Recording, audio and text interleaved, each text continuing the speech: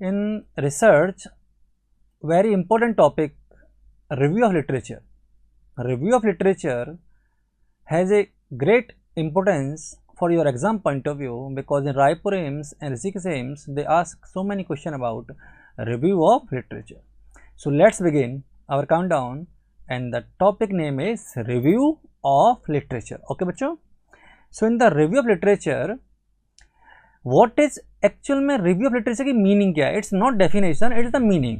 A research literature is a written summary, that is the written summary of the state of existing knowledge. The word should be underline is existing knowledge.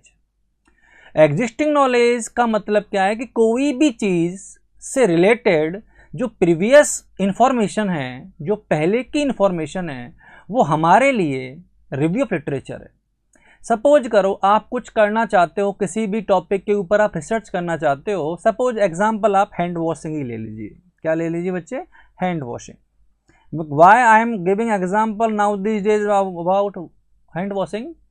Because hand washing is very essential to prevention of the infection such as corona and Covid.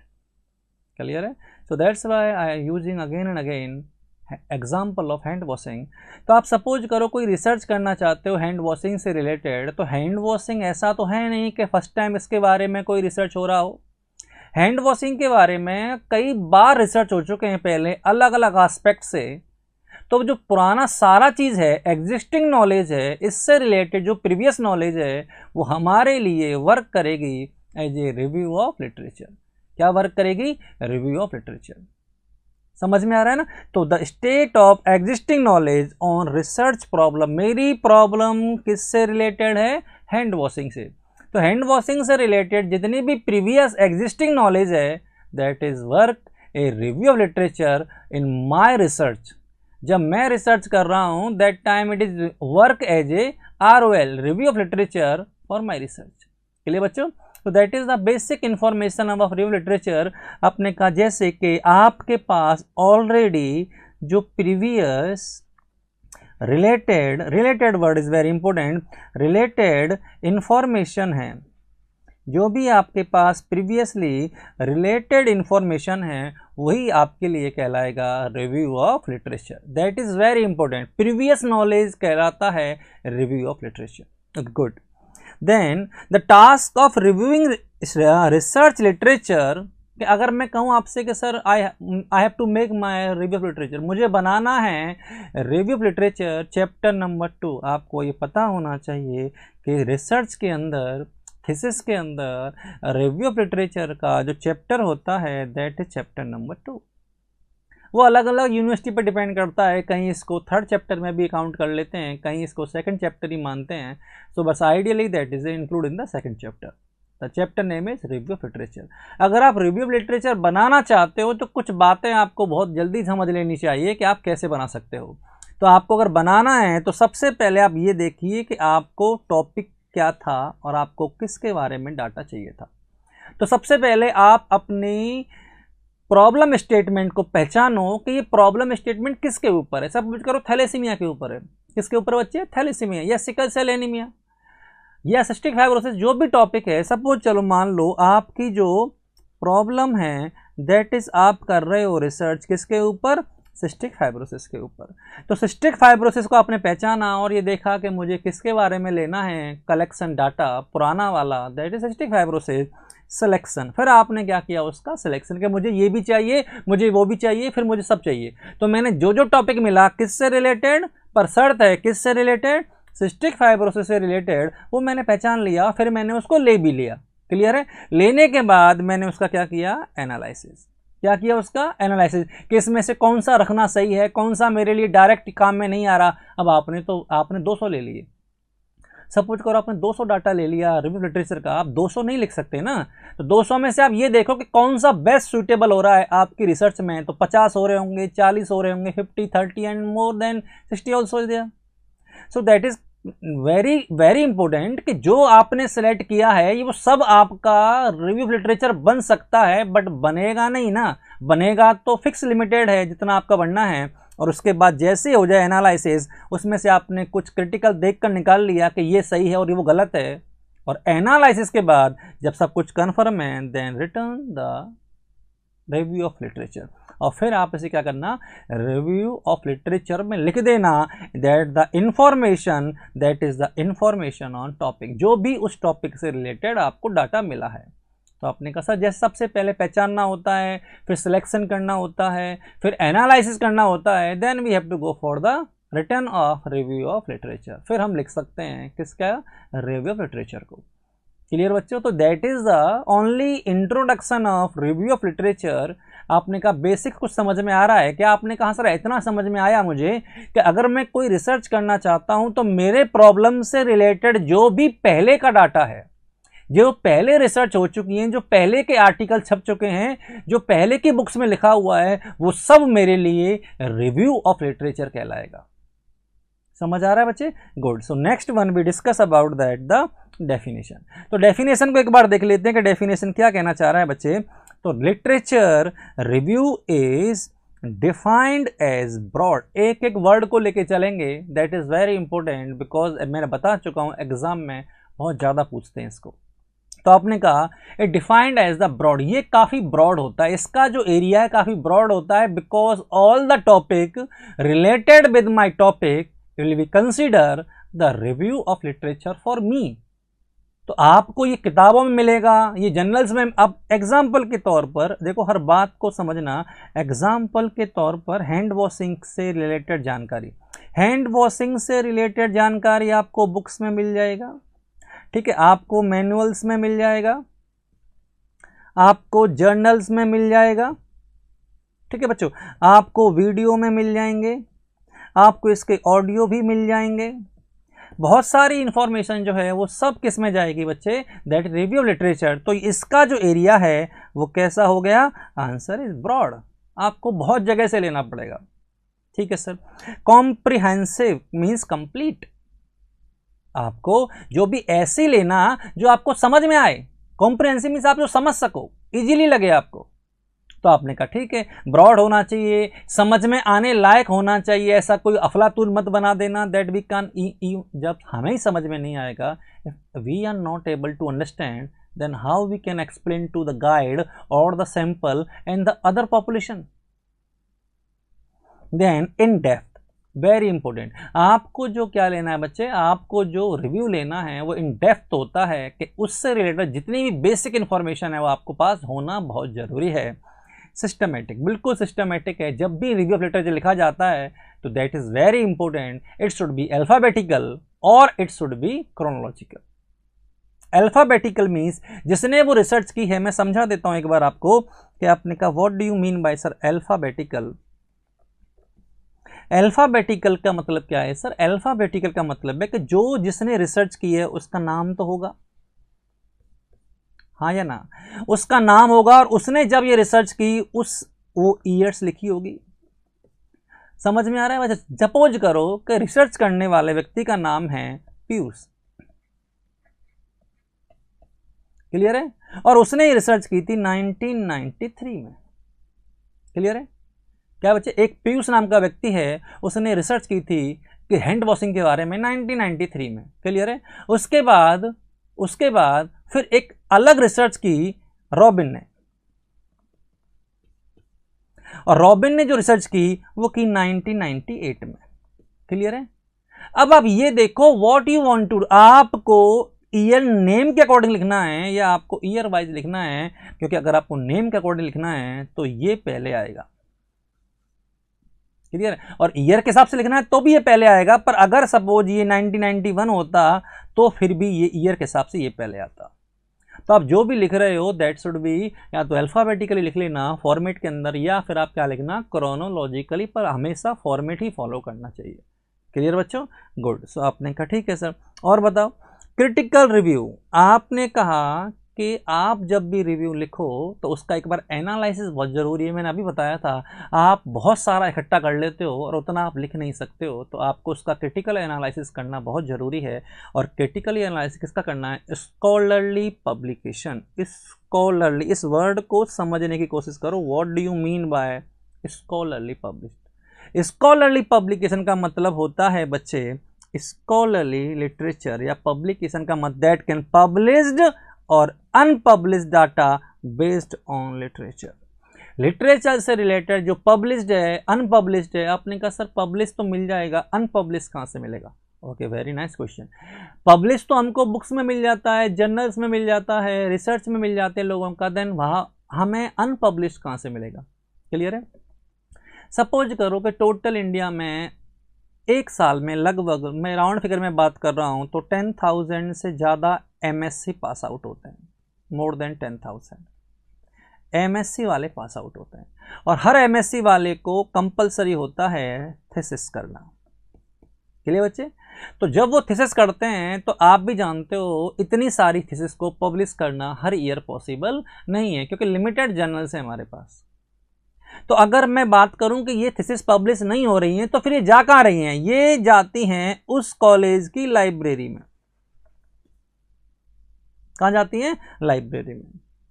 और जब library में जाएंगी तो ये वाली research कैसी हो जाएंगी? अनपब्लिश्ड। बात समझ में आ रहा है बच्चे?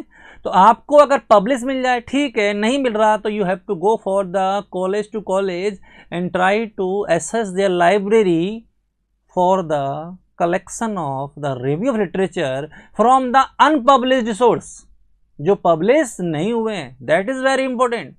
तो पब्लिश एंड अनपब्लिश दोनों ही किसके अंदर आते हैं? The thing is that scholarly literature. आपको समझ में आ रहा होगा? तो पब्लिश्ड एंड अनपब्लिश्ड। तो आपने कहा सर पब्लिश्ड किस में जाएंगे? That is journals. मोस्टली कहाँ जाते हैं? जर्नल्स के अंदर। और अनपब्लिश्ड मेनली मिलेंगे आपको लाइब्रेरी के अंदर। आपने कहा ठीक है सर, पब्लिश्ड जर्नल्स में और अनपब्लिश्ड लाइब्रेरी में। गुड। आपने कहा then unpublished audio and video. मैंने बताया ना आपको, audio and video both are the work as a review of literature. Suppose आपने कहा, जैसे suppose you are doing the research on hand washing and you see a video, in that video someone is demonstrating the procedure of hand washing and you learn so many things about the hand washing and you entered this information in your research, that is your review of literature. Suppose karo a person has done the research on hand washing and in its news channel he is giving interview, then how he done his research। वो interview देके बता रहा है कि उसने ये research कैसे की थी। तो जब आप उस इंटरव्यू को देख रहे हो then it's your review of literature. समझ में आ रहा है ना? तो आपने कहा audio and video and the personal communication. If suppose आपके सीनियर ने रिसर्च किया था हैंड वॉशिंग के ऊपर, आपने उससे कुछ जानना चाहा and you called your senior and he told so many things about the procedure of hand washing and now you are collecting the existing knowledge। आप जो उससे ले रहे हो ये उसकी existing knowledge है। it means you are collecting the review of literature by the personal communication। so this is the total and perfect definition of the review of literature। so many definitions are given but I especially feel that this is the very comprehensive and in-depth definition of the review of literature। तो आपने कहा ठीक है sir, एक बार दोबारा बताना। So literature review defined as a broad, comprehensive, in-depth, systematic, critical review of scholarly publication, then unpublished, printed, and the audio-visual material and the personal communication. These all are the review of literature for me for doing a research on the particular topic. The name is hand washing. Why hand washing? Because I give an example about hand washing. I hope इतना आपको समझ में आ गया होगा। तो आपने कहा ठीक है सर ये समझ में आया। स्कॉलरली क्या होता है वो भी मेरे को समझ में आया। स्कॉलरली में मैंने बताया दैट इज पब्लिश्ड हो या अनपब्लिश्ड हो, both can be work as a scholarly literature for me. Clear बच्चों? So that is the basic introduction and definition of review of literature. Good. Then purpose of review of literature means purpose why we have to use review of literature और हमारे लिए इतना ज़रूरी क्यों है। तो जो हमारे लिए ज़रूरी है वो मैं आपको बता रहा हूँ कि हमें क्यों चाहिए रिव्यू ऑफ लिटरेचर। तो पर्पज ऑफ रिव्यू लिटरेचर का पहला पर्पज है to generate research question, to generate research question. क्या रिव्यू ऑफ लिटरेचर की मदद से आप स्टेटमेंट या प्रॉब्लम स्टेटमेंट को बना सकते हैं? बिल्कुल, मैं हर बात का आपको एग्जांपल दूंगा, आप कोशिश करना कि आपको समझ में आ जाए। ठीक है बच्चों, क्योंकि research totally based on the examples, तो एग्जांपल बहुत ज़रूरी हैं। तो आपने कहा सर कैसे आप ये बता रहे हो, how the review of literature can help in generate of problem statement. Very important. Suppose you are interested, related the topic name is, आपको करना है मलेरिया के ऊपर, ये आपका टॉपिक है, आपको इतना, आपने सिर्फ इतना डिसाइड किया है that I will do research on malaria. मैं मलेरिया से जो प्रिवेंशन है और जो मलेरिया का इंसिडेंस है उसके बारे में मैं कुछ भी करना चाहता हूं, बस मेरा टॉपिक क्या है, मलेरिया। क्लियर? जब आपको टॉपिक माइंड में आ चुका है, then you type something on the Google and see, you type research related malaria, research related malaria, and so many research are available on PubMed and the other website. आपने बहुत सारी research को खोल के देखा, you now you have an idea the topic, how can this topic can be convert into problem statement. अभी तक आपको सिर्फ इतना पता था कि रिसर्च किस पर करनी है, मलेरिया पर जब सामने बहुत सारी रिसर्च आ गई, then you can decide okay prevention of malaria पे करेंगे, या इंसिडेंस ऑफ मलेरिया पे करेंगे, या बायोलॉजिकल कंट्रोल ऑफ मलेरिया पे रिसर्च करना सही रहेगा। यानी बहुत सारी रिसर्च आई तो आपको आइडिया मिला, आपको उस टॉपिक से रिलेटेड क्या मिल गया, आइडिया, और उस आइडिया से आपने क्या बना लिया, आंसर इज प्रॉब्लम स्टेटमेंट। और problem statement also is known as the research question. चलिए बच्चे, तो आपको प्रॉब्लम स्टेटमेंट मिल जाएगा, और प्रॉब्लम स्टेटमेंट आपको मिला है with the help of review of literature. Clear बच्चों? Good. So that is the first data, first thing is clear that the generate research question, review of literature की मदद से हम जनरेट कर सकते हैं किसको बच्चे, रिसर्च क्वेश्चन को। Good. The next, identify what is non and what is not non. हम ये पता लगा सकते हैं क्या अब तक साबित हो चुका है, किसके बारे में रिसर्च हो चुकी है और किसके बारे में अभी तक रिसर्च नहीं हुई। आपने कहा कि मलेरिया से रिलेटेड जो नॉन की बात कर रहे हैं, इसमें सर इंसिडेंस के ऊपर हो चुका है, ओके, और सर इसके ट्रीटमेंट के ऊपर हो चुका है, ठीक है सर, इसके प्रिवेंशन के ऊपर हो चुका है, ओके, बहुत सारी इसका असर प्रेगनेंसी के ऊपर हो चुका है।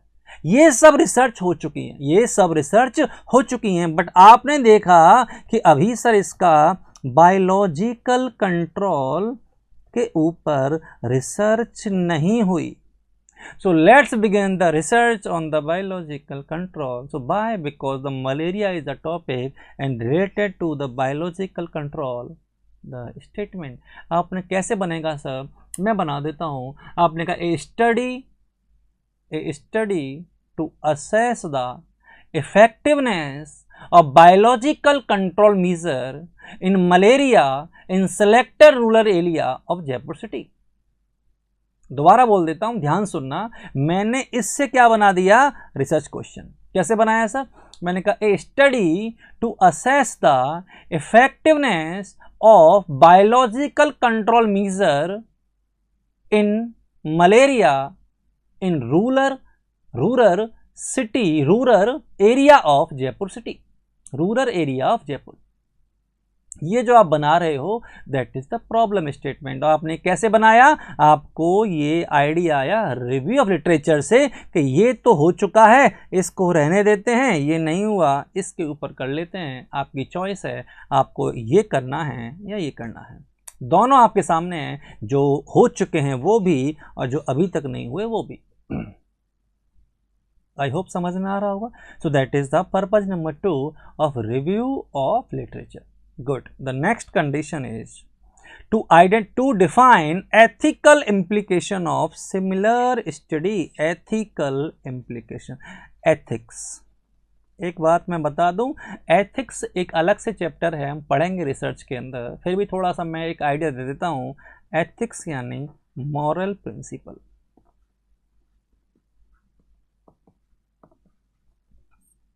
यानी कि मॉरल प्रिंसिपल्स जो होते हैं उनको एथिक्स कहा जाता है, नैतिकता के बारे में जो बात करते हैं। तो आपने कहा sir what is the use of ethics and moral principle in research? Now it's necessary बच्चे। आपने कैसे सर? मैं बताता हूँ। आपका जो सैंपल है, आपका जो sample, what do you mean by sample? Sample is the group of the individual those are taking participation in your study. जो आपकी स्टडी में पार्टिसिपेशन कर रहे हैं जो भी लोग, वो आपके लिए सैंपल है। तो आप सैंपल पर जब रिसर्च कर रहे हो तो सैंपल को कोई भी लॉस नहीं होना चाहिए। It's your ethical responsibility. कौन सी responsibility? Ethical. Because if suppose your sample does not gain from your research but it's okay, but at least he doesn't lose anything. वो कुछ खोना भी नहीं चाहिए। अगर उसका कुछ नुकसान हो रहा है, दैट्स योर रेस्पॉन्सिबिलिटी। तो ऐसी रिसर्च मत करना जिसमें आपका तो फायदा हो जाए और सैंपल का नुकसान हो जाए। आपका क्या फायदा है? आपकी तो एमएससी हो गई। उसका क्या फायदा है? जो आपका सैंपल बना, कुछ नहीं, उसका दिन गया, उसका आने जाने का किराया गया, सब गया उसका। तो उसे नुकसान नहीं होना चाहिए। ये आपके एथिक्स हैं जिनको आपको फॉलो करना है। एथिक्स को चेक करने के लिए कोई रोज आपके पास नहीं आएगा। ये आपके इनर वैल्यूज हैं, आपका खुद के प्रिंसिपल जो आपकी नैतिकता से रिलेटेड है, मॉरलिटी से। क्लियर बच्चे? तो आपने कहा ठीक है। तो अगर आपने कोई रिसर्च करना चाहते हो और उसी से रिलेटेड रिसर्च आपको पहले मिल चुकी है, then you have to see what is the ethical implication they have used. Now same you have to use.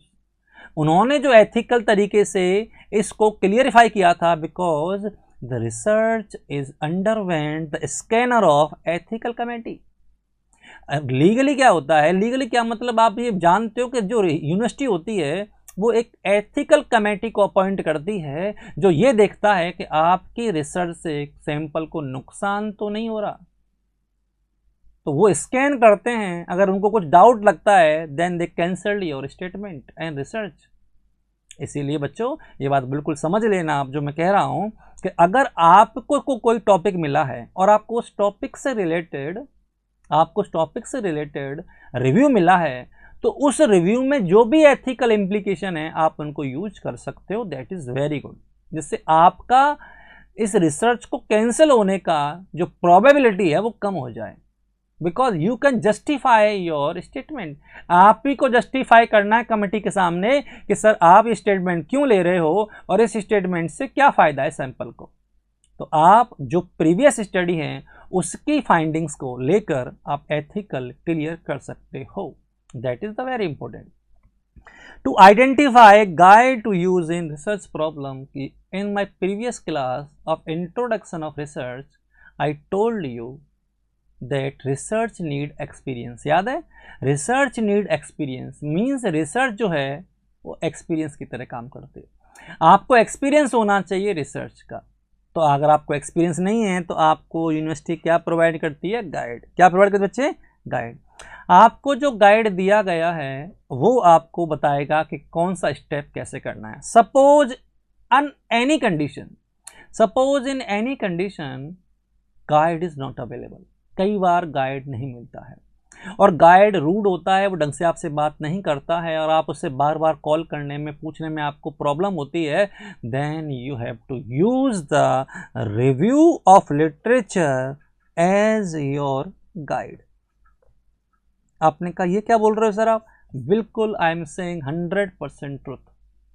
अगर आपको गाइड से रिलेटेड कुछ भी प्रॉब्लम है, अवेलेबिलिटी से, या वो मिल नहीं रहा है, या कहीं बाहर चला गया, या यूनिवर्सिटी ने प्रोवाइड नहीं किया, अगर आपके लिए गाइड अवेलेबल नहीं है, then you can use review of literature as a guide. आपने कैसे? आप एक काम करना, आप लाइब्रेरी जाना, उसी यूनिवर्सिटी की लाइब्रेरी जाओगे जहाँ से आप कर रहे हो, ऑब्वियस सी बात है, वहाँ लाइब्रेरी जाकर आप कोई पुरानी थीसिस निकाल लेना। क्लियर है? उस थीसिस से आपको पता चलेगा कि इस यूनिवर्सिटी का फॉर्मेट क्या है, because each and every university having the some something change in format. हर यूनिवर्सिटी का फॉर्मेट थोड़ा थोड़ा चेंज होता है, तो आपको वो फॉर्मेट फॉलो करना है which is accepted by your university. जो आपकी यूनिवर्सिटी से एक्सेप्टेड है आपको वो ही लेना है। क्या बच्चे? Format, that is very important. और उस फॉर्मेट को आपको क्या करना है? फॉलो। और उस फॉर्मेट को फॉलो करोगे और वैसे ही रिसर्च करोगे जैसे उसने की है, then no need of guide. क्योंकि गाइड भी तो ये बताता है कि कौन से चैप्टर में क्या लिखना है और कौन सा प्रोसेस कैसे करना है। जब सब कुछ लिखा हुआ है पूरी थीसिस के अंदर, और जब वो थीसिस एक्सेप्ट हो चुकी है तो आपकी भी एक्सेप्ट हो जाएगी। जब वो रिजेक्ट नहीं हुई तो आपकी भी रिजेक्ट नहीं होगी। तो you can use the ROL as a proper guide. एक अच्छा ROL एक अच्छा गाइड होता है। That is my word, remember that. अच्छा रिव्यू लिटरेचर एक अच्छा गाइड होता है, उसमें आपको हर वो चीज़ मिल जाती है जो आप चाहते हो। चलिए बच्चों, so that is the we can say purpose और बेनिफिट और importance of review literature in research. Clear my point? Good बच्चे। टू डिस्कवर अनआंसर्ड क्वेश्चन, आपने कहा what do you mean by unanswered? मैंने बताया ना आपको, कई चीजें ऐसी हैं जो पहले से नॉन है और कई चीजें ऐसी हैं जो अभी तक बच्चे नॉन नहीं है, अननोन। तो आपको नॉन का पता चल गया तो आप ये बता सकते हो क्या क्या पता नहीं चला है। तो अगर अननोन कोई भी चीज़ है, अगर अननोन कोई क्वेश्चन स्टेटमेंट आपको मिल रहा है, देन आपने बना लिया है, देन गो फॉर विद, आप उसको फॉलो कर सकते हो। जो अभी तक नहीं हुआ आप उसे करके देख लो एक बार। तो इससे ये पता चल जाएगा क्या पहले जान चुके हैं और क्या अभी जानना बाकी है। Then examine research design method skill and instrument. आपने कहा मैं समझा नहीं, अभी अभी मैंने बोला था review literature work as a guide. आपने कहा समझाना सर, मैं बताता हूँ। आपका स्टेटमेंट पता है आपको, आपका प्रॉब्लम स्टेटमेंट आपको पता है, ठीक है बच्चे। माना प्रॉब्लम स्टेटमेंट आपको पता है, now you are confusing that which design I have to use in my statement. क्योंकि आपको पता है रिसर्च की जो बच्चे डिज़ाइन होती है वो बहुत इंपॉर्टेंट चीज़ होती है। रिसर्च की जो डिज़ाइन है बहुत इंपॉर्टेंट चीज़ है, ये ब्लूप्रिंट की जैसे होती है। तो आपको स्टेटमेंट तो पता चल गया, गाइड आपसे बात ढंग से कर नहीं रहा या गाइड अवेलेबल है नहीं, तो आपने उसी से मिलता जुलता स्टेटमेंट खोला और आपने देखा कि उस व्यक्ति ने कौन सा डिज़ाइन काम में लिया था। उसने एक्सपेरिमेंट काम में लिया था या नॉन एक्सपेरिमेंट काम में लिया था। एक्सपेरिमेंट लिया था तो ट्रू एक्सपेरिमेंट लिया था या क्वासी एक्सपेरिमेंट लिया था या प्री एक्सपेरिमेंट लिया था। जो भी आपको समझना है उस देखकर उस थीसिस को आपको क्लियर हो जाएगा कि ये कौन सा रिसर्च डिज़ाइन आपको काम में लेना है। आप ये पता ही है रिसर्च डिज़ाइन के बारे में एक अलग से चैप्टर है जो मैं आपको पढ़ाऊंगा इन डिटेल। चलिए बच्चों, तो रिसर्च डिज़ाइन के बारे में एक बार थोड़ा ब्रीफली देख लेते हैं। इट इज़ ब्लूप्रिंट की तरह जैसे होता है, it is like a blueprint and the mainly two type of research design, quantitative and qualitative. Quantitative and qualitative research design. Quantitative has the two type, experiment and non-experiment. Experiment and non-experiment. Experiment has three type of the research design: true classical research design, quasi experiment research design और pre-experiment research design. True, quasi, pre. Clear बच्चों? तो ये सब आपको पता होना चाहिए। जैसे नॉन एक्सपेरिमेंट में भी जैसे डिस्क्रिप्टिव है, कंपैरेटिव है, इवेल्युएटिव है, ये सब किसके अंदर आती हैं? सर्वे हैं। ये सब किस में आती है? नॉन एक्सपेरिमेंट में। आपने कहा ठीक है सर, तो these all R be discuss. आपको पता चल जाएगा कि यही डिज़ाइन मैं लूँगा तो मेरी भी हो जाएगी। ज़्यादातर नर्सिंग के लिए क्वासी एक्सपेरिमेंटल रिसर्च डिज़ाइन काम में आती है। क्लियर? आपने कहा मेथड आपको ये पता चलेगा what is the method of data collection. Data collection का मेथड क्या है? एक्चुअली इंटरव्यू है, ऑब्जर्वेशन है, what is the type of method और आप कौन से मेथड से कर रहे हो एनालिसिस। वो सब आपको पता चल जाएगा, क्योंकि जैसा वो कर रहा है आप वैसे ही फॉलो कर लेना, क्योंकि बिल्कुल आपसे सिमिलर स्टेटमेंट है उसका। हाँ, बिल्कुल सिमिलर नहीं बोला है, ऑलमोस्ट सिमिलर बोल रहा हूं, क्योंकि बिल्कुल सिमिलर हो गया तो ये होगा रेप्लिकेशन, और रिसर्च में कभी रेप्लिकेशन अलाउ नहीं होता। हूबहू कॉपी नहीं कर सकते आप कॉपी नहीं कर सकते बिल्कुल सेम एज इट इज। तो आप जो कर रहे हो बच्चे, वो आपको ऑलमोस्ट सेम चल सकता है, प्योर सेम नहीं चलेगा। आपने कहा ठीक है। स्केल्स आपने काम में लिए, कई सारे स्केल, लाइकट स्केल है, देन विजुअल स्केल है, गटमान स्केल है। कौन सा स्केल उसने काम में लिया है, आप भी काम में ले सकते हो। इंस्ट्रूमेंट्स यानी टूल, इंस्ट्रूमेंट्स यानी टूल, और टूल में आते हैं जैसे कि क्वेश्चनायर्स, चेकलिस्ट, समझ में आ रहा है, ये आते हैं टूल्स, क्वेश्चनायर, चेकलिस्ट, जिससे आप डाटा कलेक्ट करते हो। डाटा कलेक्शन का जो तरीका और जो वे होता है वो इंस्ट्रूमेंट या टूल कहलाता है। जैसे कि आपने क्वेश्चन से आपको सपोज नॉलेज चेक करना है, आपको सपोज बच्चे की या किसी भी इंसान की नॉलेज को चेक करना है। नॉलेज चेक करने के लिए बेस्ट तरीका है क्वेश्चनायर। आप उसे उस टॉपिक से रिलेटेड क्वेश्चन दो, वो टिक करेगा, आप आंसर लो, और आपको पता चल जाएगा कितना इसका सही है और कितना इसको आता है। तो आपने कहा ठीक है, that instrument is also consider as a tool. Tool यानी वो टूल नहीं जो आपको गाड़ी में काम आते, नहीं, वो टूल नहीं है। The tool is different.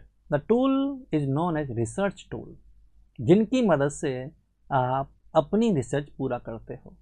Clear बच्चों? So that is some purpose, benefit and advantage of the review of literature. Good.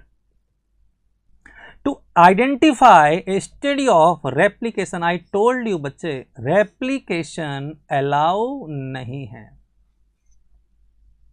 आप अगर स्टडी कर रहे हो और आप सेम टू सेम स्टडी कर दोगे, then what is the benefit for the sample as well as the population for the same study. अगर आप सेम ही स्टडी कर रहे हो देन कोई फ़ायदा नहीं है। आपने कहा सर मैंने बहुत सारा देखा है कि so many study are same in library, सब ने एक ही तरीके से किया है, step hand washing, step of hand washing, step of hand washing. No, they are not exactly same. अगर आप उस रिसर्च की सेटिंग बदल देते हो तो भी स्टेटमेंट चेंज माना जाएगा। आप उसके अंदर सैंपल साइज बदल देते हो तो भी अलाउ है। बहुत बारीक बात है, सुनना आप। अगर आप सेटिंग बदल देते हो, यानी जो उस जगह को बदल देते हो जहां आप रिसर्च कर रहे हो, तो भी रिसर्च को सेम रेप्लिकेशन नहीं माना जाएगा। आप सैंपल साइज को बदल दो तो भी नहीं माना जाएगा। तो you can change minor change into the research and the complete your research, और उसके बाद आप उसे कंप्लीट भी कर सकते हो। तो remember what I am saying, replication is not allow but the similar study can be allow. Then examine, और आपको कैसे पता चलेगा रेप्लिकेशन हो रहा है या नहीं हो रहा है? Because review of literature will help. Review of literature ये बता देगा ये हो चुका है पहले, ऐसा मत करो same. Then examine difficulty reported by other, when the researcher done a research, वो कुछ ऐड करता है कि what the problem I faced during the research. जो उसको प्रॉब्लम आई हैं वो आपको नहीं आएंगे, क्योंकि दूसरों की गलती से खुद को सीखना, यही है रिव्यू ऑफ लिटरेचर। उसने जो गलती की वो आप मत करना, क्योंकि उसको प्रॉब्लम आई थी, क्योंकि उसने गलती की थी या उसने कुछ भी प्रोसीजर अलग तरीके से किया था, आप उस तरीके से मत करना। आपको प्रॉब्लम नहीं आएगी, आपको डिफिकल्टी नहीं आएगी, तो आप टाइम बचा लोगे, आप अपना पैसा बचा लोगे। Why money? Because money need in research, so many print out, so many arrangement for sample, time saving, money saving, resource saving. तो अगर आप डिफ़िकल्टी नहीं आएंगी तो आपका सब कुछ बचेगा, और जब सब कुछ बचेगा तो ये बेनिफिट आपको ही मिलेगा। और ये बेनिफिट आपको जो मिल रहा है उसके पीछे का श्रेय जाता है, credit goes to review of literature, he is the winner. ये है आपको हर फायदा पहुंचाने वाला। मैं वापस से बोल रहा हूं, a good review of literature is the best guide. एक बहुत अच्छा रिव्यू ऑफ लिटरेचर सबसे अच्छा गाइड होता है, अगर आप उसे अच्छे से फॉलो कर पाओ तो। समझ में आ रहा है बच्चे? तो दीज ऑल आर, पर्पस कह लो, एडवांटेज कह लो, बेनिफिट कह लो, ये सब किसके हैं? That is for the review of literature. Okay, Good. Now we discuss the next thing is that is the आपने कहा से जो रिलेशनशिप है, जो रिव्यू ऑफ लिटरेचर है, वो ऐसा क्या क्या कर रहा है जिसके लिए मुझे देखना चाहिए कि that is very good for me. आपने कहा ओके, मैं बताता हूँ ये क्या क्या कर रहा है। Relationship of review of literature to the steps of quantitative अभी मैंने बताया है research have mainly two type, quantitative and qualitative, and the mainly research 90% research in nursing we do quantitative, experiment or non-experiment, 95% more than 95%. Okay, good. So आपको कहा कि sir क्या क्या काम में आ सकता है, मैं ये बता रहा हूँ कि एक अच्छे रिव्यू ऑफ लिटरेचर से आप क्या क्या निकाल सकते हो, क्या क्या खींच सकते हो, क्या क्या समझ सकते हो। So the first thing is conceptual framework. ये जो थेरेटिकल फ्रेमवर्क लिखा है, the another name is conceptual framework. और कंसेप्चुअल फ्रेमवर्क के बारे में बात करना है तो बच्चे ध्यान सुनना। कंसेप्चुअल फ्रेमवर्क एक चैप्टर है जिसके इंट्रोडक्शन मैं आपको बता दूंगा, पर आप इतना समझ लीजिए, when we use so many concept in a framework, when we use so many concept in a frame to solve the problem, that is conceptual framework, and conceptual framework need the knowledge of theory। और theory वो नहीं है जो books में लिखी होती हैं, theory means nursing theory, so many nursing theories are there। The first one is Roy Adapson theory, Jacob Oram theory, Papley theory, Henderson theory, yes, King goals attainment theory, so many theories are there in nursing field. तो आपको उस theory की अगर knowledge है, then you can use the conceptual framework. और आपको ये पता, आपको कोई आइडिया नहीं मिल रहा है कि which framework I have to made and which theory I have to use in my research, don't worry, open a previous research means your review of literature and see the similar study, use the Roy Adapson theory for the conceptual framework. Now no need to worry, you can also use Roy Adapson theory। समझ में आ रहा है मैं क्या कह रहा हूँ? जब उसने एक्सेप्ट की है तो मेरा भी एक्सेप्ट हो जाएगा, no problem. So I can take the review of literature we can collect the conceptual framework from the review of literature। Good। Second one, problem and needs। मैंने आपको बताया था कि द प्रॉब्लम स्टेटमेंट और the problem they are facing, जो इस व्यक्ति को प्रॉब्लम हुई है वो आपको नहीं होंगी if you are seen that in this type of research I will feel this type of problem, so I have to manage right now. मुझे अभी से मैनेज करके चलना पड़ेगा, और जब मैं मैनेज करके चलूँगा तो मुझे वो प्रॉब्लम्स नहीं आएंगी जो मुझे किससे जानने को मिली हैं, रिव्यू ऑफ लिटरेचर से। अभी मैंने बताया था कि सपोज आप मलेरिया के ऊपर क्या कर रहे हो, रिसर्च कर रहे हो, और मलेरिया के ऊपर बहुत सारी रिसर्च हो चुकी हैं पर बायोलॉजिकल कंट्रोल के ऊपर नहीं हुई है, then you have to make a statement, make a question on the biological control of malaria। So now you have idea of the research question which derived from review of literature, जो कहाँ से आया है, review of literature से आया है। Clear बच्चों? So that is the questions। Hypothesis, when it is very important, when you have problem statement in your head, you can make the hypothesis within second। If you have the question in your hand, then very easy to form the hypothesis, because hypothesis is totally based on problem statement। Very good. So आपको ये जो problem statement बनाया है with the help of review literature, you can also make the hypothesis. Then next one, design and methodology, कि the person of the previous research using this type of design, so I can also use this type of design, no need to worry। आप उस type के design बना सकते हो और आप उसका मेथड जो उसने काम में लिया है वो भी मेथड काम में ले सकते हो। तो मेथोडोलॉजी भी सेम हो जाएगी और आपकी डिज़ाइन भी सेम हो जाएगी। सो डू नॉट वरी, आपको कोई भी परेशान होने वाली बात नहीं है।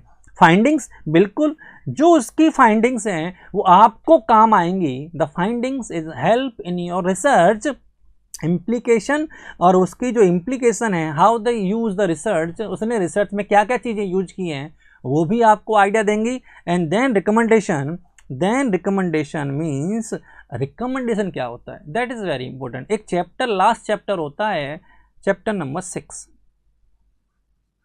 कई जगह 5वां होता है पर वो मैं बताता हूँ। चैप्टर नंबर 5 या 6 में एक पॉइंट हम ऐड करते हैं, research in thesis recommendation. What do you mean by recommendation? Recommendation का मतलब ये होता है, ध्यान सुनना बच्चे, रिकमेंडेशन का मतलब ये होता है, suppose you are doing the research on one particular topic. अब आप दूसरे लोगों को रिकमेंड कर रहे हो कि इस रिसर्च को इस तरीके से भी किया जा सकता है, इस रिसर्च को इस तरीके से भी किया जा सकता है, और ये तरीके ऐसे हैं, 3 तरीके हैं, 4 या 5, कोई भी आइडिया देना कि the research also can be do in that manner. So that is the recommendation which is given by the researcher in the last chapter. आपने कहा सर एक एग्जाम्पल बताओ, कैसे? मैं बताता हूँ। If suppose I have to study the health problems of old age people in the rural area of Bikaner. आप क्या कर रहे हो कि आप स्टडी कर रहे हो, और आप किससे स्टडी कर रहे हो कि आपको हेल्थ प्रॉब्लम्स के बारे में जानना है जो ओल्डर पीपल हैं बीकानेर के गांव में। अब आप इसकी क्या लिखोगे रिकमेंडेशन? पहला recommendation, the study also can be do in urban area. अभी मैं इसको रूरल में कर रहा हूं, आगे वाले चाहें तो इसे अर्बन में भी कर सकते हैं। पहला recommendation, good. Second, the research can be do in comparative manner, the comparing the health problems of older people in rural and urban area of Bikaner city. आप कंपेयर भी कर सकते हो। You can increase the sample size. I have done this research on the 500 sample, the research can be done for the more than 1000 sample. तो ये जो मैं idea बता रहा हूं कि आप इस आइडिया से रिसर्च कर सकते हो, दैट इज वेरी इंपॉर्टेंट। तो वो आइडिया कहलाते हैं मेरे रिकमेंडेशन। क्या कहला बच्चे? रिकमेंडेशन। आई होप आपको समझ में आ रहा होगा, क्लियर है। After that, use of ROL। Use of ROL कि आप इस ROL को कहां कहां काम में ले सकते हो।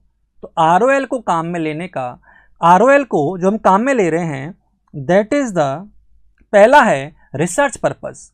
पहला है रिसर्च पर्पस। आपको पता है दोनों ही काम में आता है, रिव्यू लिटरेचर रिसर्च पर्पस में भी काम आता है और नॉन रिसर्च में भी काम आता है।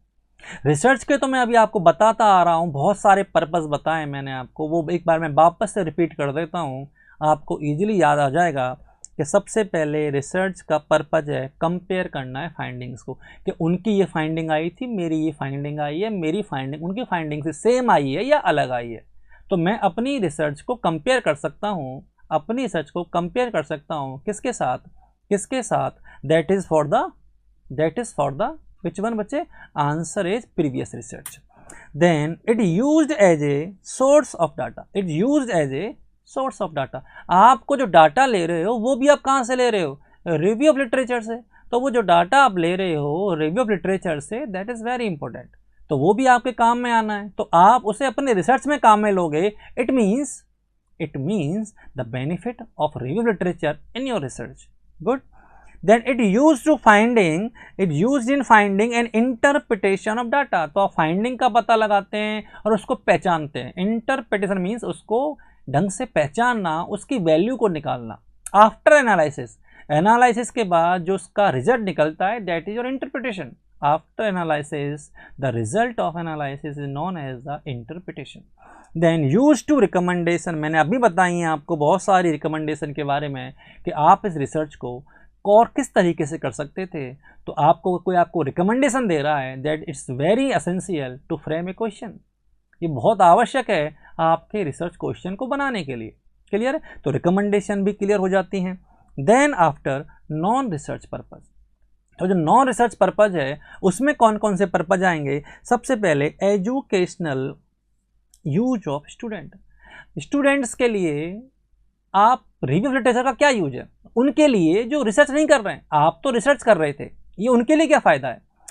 The student use in academic paper and oral presentation. What do you mean by that? If the student aware about the current research status of the particular topic, suppose करो आपको class में class presentation दिया है malaria के ऊपर, किसके ऊपर दिया है? मलेरिया के ऊपर. So when you are presenting the topic of malaria in class, when you use the research finding in your topic, everyone will appreciate you. सब आपको अप्रिशिएट करेंगे because you are giving latest knowledge on the malaria. तो अगर आपका oral presentation है, आपका paper है, आपका एकेडमिक कोई भी काम है, अगर आप रिसर्च फाइंडिंग को यूज करते हो, then it will become more attractive and more authentic. तो आपकी पढ़ाई भी ज़्यादा ऑथेंटिक लगती है और ज़्यादा लॉजिकल लगती है. आप भी जानते हो everything is science and science based on research. Good. Then use for faculty. Faculty आप भी जानते हो जब तक फैकल्टी अपडेट नहीं होगी तो वो आपको क्या अपडेट करेगी? फैकल्टी का अपडेट होना बहुत ज़रूरी है. आपने कहा जैसे फैकल्टी का अपडेट होना क्यों जरूरी? Suppose I am a teacher, I am teaching about diarrhoea और डिहाइड्रेशन. मैं टॉपिक है, मैं टीचर हूँ और मुझे पढ़ाना है डिहाइड्रेशन. ठीक है बच्चों. इन द डिहाइड्रेशन से रिलेटेड मैंने सारा इंफॉर्मेशन ले लिया, डेफिनेशन ले लिया, मैंने टाइप से ले लिए, मैंने क्लिनिकल फीचर ले लिया और मैंने मैनेजमेंट ले लिया. अब जब मैं सब कुछ ले चुका था तो मैंने सोचा एक बार इससे रिलेटेड रिसर्च भी सर्च कर लेता हूँ नेट पर कि क्या क्या रिसर्च हुई है इससे रिलेटेड, क्योंकि मुझे अपनी टीचिंग को अट्रैक्टिव बनाना है और मोर ऑथेंटिक बनाना है जिसपे कि लोगों को लगे that is the data accurate. तो मैंने रिसर्च देखा और मैंने देखा कि WHO conduct a research. WHO conduct a research इन ढाका. कहां पे रिसर्च की उसने? ढाका. किसके ऊपर? ORS. उसने बताया, उसने देखा कि those who are treated by ORS in dehydration, the dehydration will be resolve but the mostly child or children are suffering from hypernatremia.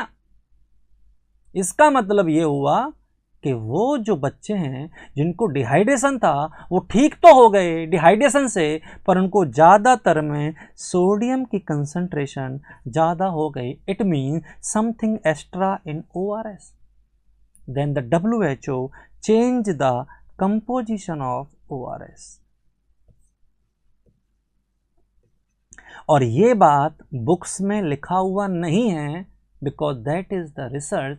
And if I include this point in my research, in my lecture, the student will get benefit and they appreciate my teaching. So faculty also use the research in the lecture, not on the particular research. They can use the research finding in the lecture also. Practice use the develop science in nursing protocol and policy. That is very important. Research से ये proof हो चुका है कि the 7-step hand washing is better. तो 7-step hand washing use in nursing protocol. So I am using this knowledge in not research but in the practice. So research की जो result है यानी जो रिव्यू लिटरेचर है वो use होता है किसके अंदर? मेरी प्रैक्टिस के अंदर. So that is the other benefit than the research. एक तो रिसर्च में क्या फ़ायदे हैं रिव्यू लिटरेचर के, और एक अदर देन रिसर्च है, और जो अदर देन रिसर्च है उसमें स्टूडेंट को फ़ायदा है, फैकल्टी को फ़ायदा है, प्रैक्टिकल यूज के लिए फ़ायदा है. These all are the advantage or we can say benefit of review of literature in the research purpose as well as in the non-research purpose. So in this video we dealing up to the benefit of review literature. In my next video we will discuss the remaining part of review of literature.